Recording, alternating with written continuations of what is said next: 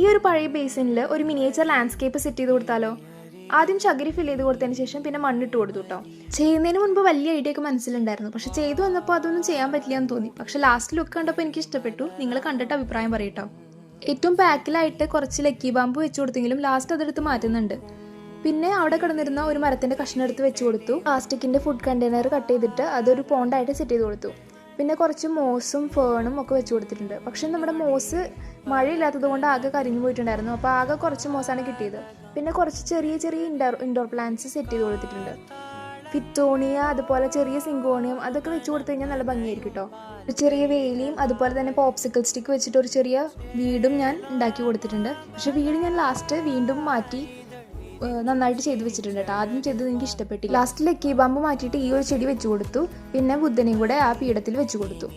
ഇപ്പോൾ നിങ്ങൾക്ക് എന്തെങ്കിലും ഇതിൽ സജഷൻസ് ഉണ്ടെങ്കിൽ അതും കൂടെ പറയണേ.